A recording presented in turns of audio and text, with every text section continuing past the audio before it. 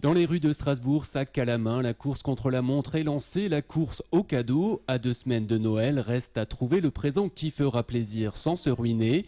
Dans cette mission délicate, certains privilégient les cadeaux made in France, voire made in Alsace, mais pas facile d'acheter local. Made in France en général, là il se trouve que c'était de l'Alsace, mais c'est vrai que plutôt les cadeaux produits en local, ouais. Oui, les petits producteurs, toujours. Mais j'achète beaucoup de choses au marché de Noël, comme ça fait toujours plaisir.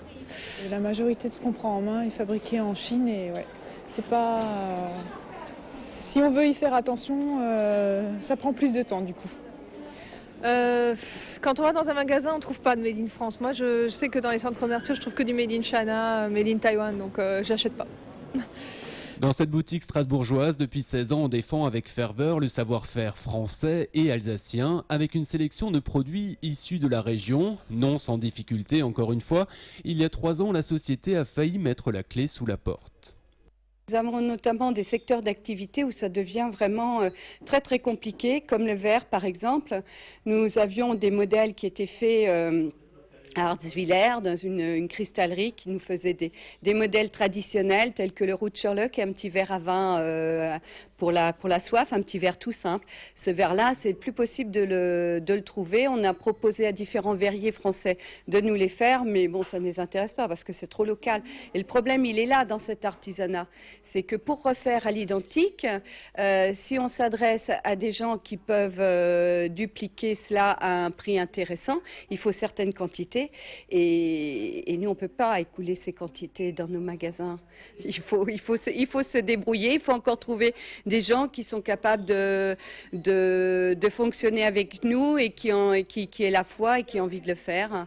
Et bon, mais c'est sûr qu'il y a des produits qui sont appelés à mourir. Ça, c'est évident, qu'on ne trouvera plus. Entre, par exemple, un torchon qui va coûter 21 €, qui est fabriqué en France avec du lin français, et voilà, et un autre qui va venir de l'autre bout du monde et qui va coûter le tiers.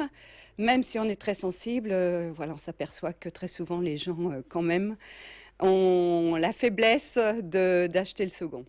Christine Luther a 44 ans, cadre dans l'environnement et dans le recyclage. Elle est licenciée en début d'année et se recycle alors en entrepreneuse. Elle vient de lancer un site internet de cadeaux en ligne, des prestations et des produits régionaux accessibles en quelques clics. On a fait le constat suivant, c'est que si vous voulez faire un cadeau aujourd'hui, c'est un peu le parcours du combattant. Il faut avoir au moins l'idée et puis il faut avoir un peu de temps.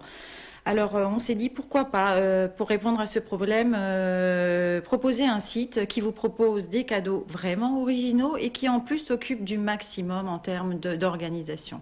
Donc l'idée, c'est vraiment de proposer quelque chose à des gens qui n'ont pas d'idées ou peu d'idées et surtout qui n'ont pas le temps.